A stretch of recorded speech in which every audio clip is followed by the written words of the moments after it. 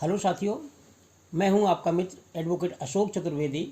आपके अपने legal channel Ashok legal ocean पर आपका स्वागत है। साथियों, आप सभी जानते हैं कि मैं समय समय पर विधिक जानकारी के नए नए वीडियो आपके समक्ष लाता हूं ताकि आप कानूनों से अवगत हो सकें। साथियों, आज जो हम आपके सामने ये वीडियो ला रहे हैं, ये वीडियो बहुत महत्वपूर्ण है और हमारे पुरुष मित्रों के लिए तो बहुत ज़्यादा महत्वपूर्ण है, क्योंकि आज हम बात करेंगे कि जो फर्जी केस होते हैं, जैसे रेप का है, दहेज उत्पीड़न का है, ये केस में जो मैं फर्जी शब्द इसलिए यूज कर रहा हूँ कि ऐसा नहीं है कि सभी महिलाएं फर्जी केस करती हैं या सभी पुरुष पीड़ित हो रहे हैं। पुरुष भी अत्याचार करते हैं और महिलाएं भी करती हैं, लेकिन अभी जो ये कानून बनाया था महिलाओं को उत्पीड़न से बचाने के लिए, इनका बहुत ज़्यादा दुरुपयोग हो रहा है। कभी कभी क्या देखा होता है कि रेप और दहेज उत्पीड़न के केस में पुरुष लोग फर्जी बेचारे फंसा दिए जाते हैं। अब इसमें जो रेप के कानून हैं वो सख्त हों, ठीक है, बहुत अच्छी बात है। और महिलाओं को जो घरेलू हिंसा से बचाने के लिए कानून बने हैं और जो उनके साथ में क्रूअल्टी होती है उसको भी बनाने के लिए आपराधिक कानून भी बने हैं। तो ये सब ठीक है और उसका जो कानून बनाते टाइम उनका वो उद्देश्य भी यही था कि महिलाएं सुरक्षित रहें। लेकिन आज सभी जानते हैं कि इन कानूनों का दुरुपयोग कितना हो रहा है। बेगुनाहों को फंसाने के लिए इन कानूनों का हथियार के तौर पर इस्तेमाल हो रहा है और ये सभी जानते हैं। ये जो फर्जी केसों की हैं घटनाएं रोज़ आती रहती हैं अदालतों में, और देखा गया है कि ये फर्जी मुकदमा करके पुरुषों को ब्लैकमेल करने का या धन उगाही का ये एक तरह से बिजनेस होता जा रहा है। ब्रेकअप हो गया तो पार्टनर ने रेप का केस कर दिया, लंबे समय तक लिव इन रिलेशन में रहे लेकिन अनबन हो गई तो रेप का केस कर दिया। उधार ली हुई रकम अगर मांगी किसी महिला से तो नाराज़ हो गई, आपको रेप का केस में फंसा दिया। तो आए दिन इस तरह की घटनाएं सामने आती रहती हैं। ऐसे मामलों में हमारे पुरुष मित्र पीड़ित होते हैं और इसमें कई बार तो ऐसा होता है कि जो पुरुष होते हैं बेचारे, वो पीड़ित होकर खुदकुशी तक कर लेते हैं। अगर आप क्राइम रिकॉर्ड ब्यूरो का डेटा देखें तो इसको झुठला नहीं सकते हैं, बहुत पुरुष मित्रों के द्वारा खुदकुशी की जाती है। फर्जी केस अदालतों में टिकते नहीं हैं।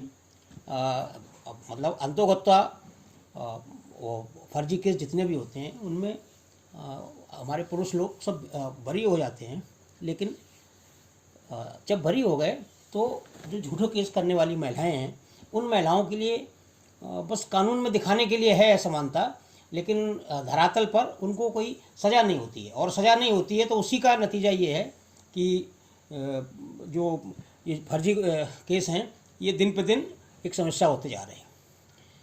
और समस्या ये ऐसी समस्या हो रही है कि कोर्ट में लंबे लंबे डेट मिलती हैं और इस तरह से के फर्जी केसों की भरमार है।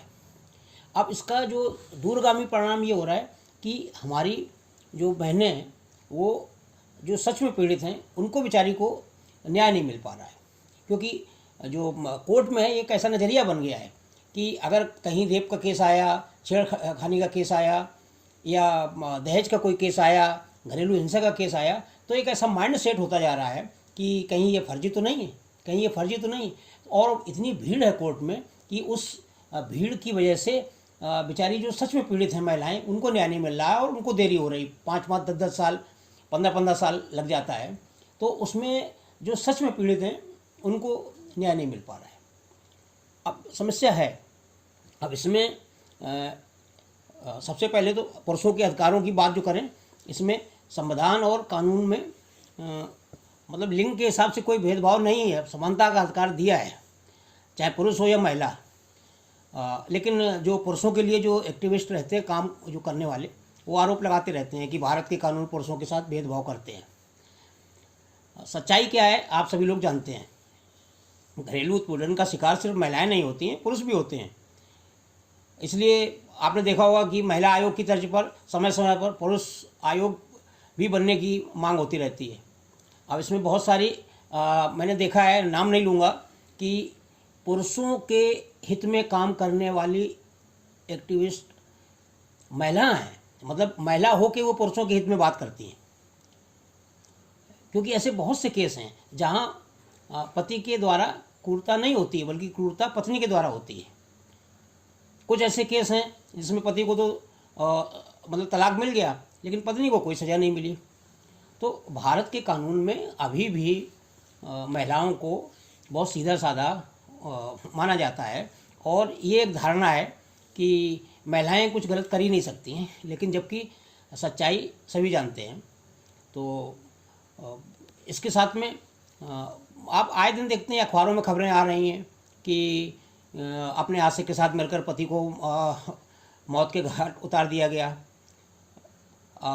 जाने कितने केस ऐसे हैं जिनमें कि पत्नी का किसी के साथ अफेयर रहता है, पुरुष का भी रहता है, ऐसा नहीं कि पुरुष का नहीं रहता, लेकिन पत्नी का अफेयर रहता है, और उस हिसाब से पत्नी का झगड़ा होता है, और उसमें अफेयर को छिपाने के लिए पुरुषों के ऊपर झूठा झूठा केस कर दिया जा सकता है। अब कानून में समानता तो मतलब कहने के लिए है, पत्नी के ऊपर 498A का केस नहीं कर सकता वो बेचारा, चाहे जितना भी पत्नी उसको मानसिक प्रताड़ना दे, लेकिन पति को वो केस नहीं कर सकता 498A का। इसमें एक डॉक्यूमेंट्री फिल्म है, उसमें मतलब यही बयान किया गया है कि किस तरह से बेचारे पुरुष पीड़ित होते हैं और फंसाए जाते हैं। लेकिन साथियों, ऐसा नहीं है कि जो अदालतें हैं जानती नहीं, अदालतें सब जानती हैं, और समय समय पर हमारे पुरुष मित्रों के लिए बहुत राहत भरे फैसले भी दिए हैं। तो मेरा आपसे ये निवेदन है कि मैं अभी वो फैसले बताऊंगा कुछ आपको, जो पुरुषों के हित में माननीय न्यायालय या माननीय अपेक्स न्यायालय ने दिए हैं। तो आप उन जो फैसले हैं या जो जजमेंट हैं, उन जजमेंट को एक नोट कर लें, और अगर आप किसी तरह से अगर ऐसे झूठे केसों में फंसे हैं तो उन जजमेंट का इस्तेमाल करके आप अपने केस से बहुत आसानी से निकल सकते हैं। झूठ के पैर नहीं होते हैं। आज भी आप अदालत पर विश्वास रखें, ऐसा नहीं है कि ठीक है आप झूठे केस में फंसा दिए गए, समय लगता है, परेशानी होनी पड़ती है, सब जानते हैं, लेकिन और कोई उसको ढंग से लड़ने के अलावा कोई और चारा भी तो नहीं है ना। अभी एक 2007 का केस है समर घोष बनाम जया घोष का। उसमें सुप्रीम कोर्ट ने खुद कहा था, उस जजमेंट में कमेंट किया था कि पत्नी द्वारा पति और उसके परिवार के खिलाफ समाज में बिना किसी कारण दुष्प्रचार करना, उसके खिलाफ अखबार में झूठी रिपोर्ट लिखवाना मानसिक क्रूरता है। इस आधार पर पति को तलाक दे दिया गया था। तो शादी का झांसा के झूठे रेप के झूठे केस कर दिया कि भाई शादी का झांसा दे रहे थे और फिर रेप किया। तो सुप्रीम कोर्ट ने एक इसी टाइप का केस था 2005 में, उसमें वो था, केस का नाम Dilip Kumar versus state of Bihar. इसमें वादी को रेप के केस से बरी कर दिया। वादी का आरोप था, मतलब महिला का, कि उसने शादी का वादा करके अपनी महिला मित्र से, मतलब मेरे साथ में रेप किया। इस मामले में निचली अदालत ने उसे दोषी ठहराया था, लेकिन पटना हाई कोर्ट ट्रायल ने भी कोर्ट के फैसले को बरकरार रखा। लेकिन जब मामला सुप्रीम कोर्ट में आया तो झूठे का जो केस था उसकी पूरी कलई खुल गई, और जो शीर्ष अदालत मतलब माननीय सर्वोच्च न्यायालय ने था, उसको लड़के को बरी कर दिया। उन्होंने बोला कि जब इतने दिन से लिव इन रिलेशन में रह रहे थे तो उसको हम कैसे रेप मान सकते हैं, और आपसी सहमति से बने संबंध पर पार्टनर पर रेप का आरोप नहीं लगा सकते हैं। तो इस तरह से साथियों, समय समय पर आपके ऐसा नहीं है, पुरुषों के हित में भी माननीय सर्वोच्च न्यायालय फैसले देते रह रहे हैं। और जैसा कि मैंने कहा कि आप इन जजमेंट का सहारा लेकर अपने केस में जैसा भी आपकी परिस्थितियाँ हो उसके हिसाब से फ़ायदा ले सकते हैं। तो अगर आपको उन फैसलों की कापी चाहिए तो आप मेरे को कमेंट लिख कर दें, और आप मेरे से मांग सकते हैं। मैं वो जजमेंट जितने भी हैं उनकी कापी आपको प्रोवाइड करा दूंगा। अब यहाँ पे अगर मैं पूरा डिटेल में बताऊंगा तो वीडियो बहुत लंबा हो जाएगा। जैसे सुप्रीम कोर्ट का 2005 का केस है Sushil Kumar versus Union of India में, इसमें 498 को लीगल टेररिज्म करार दिया था माननीय सर्वोच्च न्यायालय ने।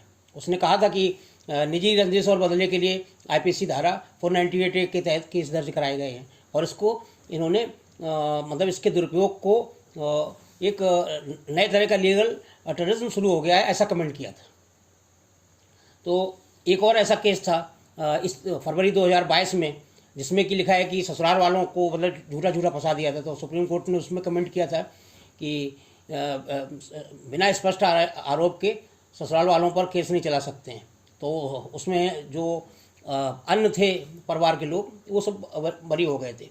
तो इस तरह से बहुत सारे जजमेंट ऐसे हैं जो पुरुषों के खिलाफ आ रहे हैं। भले झूठे केस कर दिए गए हैं, लेकिन उसमें पुरुषों को फ़ायदा मिला है और सुप्रीम कोर्ट समझता है उस चीज़ को, और माननीय सुप्रीम कोर्ट ने पुरुषों को राहत दी है। जैसे अभी अर्नेश कुमार बनाम बिहार राज्य वाला जजमेंट सभी लोग जानते हैं कि शिकायत दर्ज होते ही गिरफ्तारी हो जाती थी, लेकिन ये 2014 में जजमेंट आया अर्नेश कुमार बनाम बिहार राज्य का। तो उसमें ऐतिहासिक फैसला दिया कि इसमें 7 साल तक के जो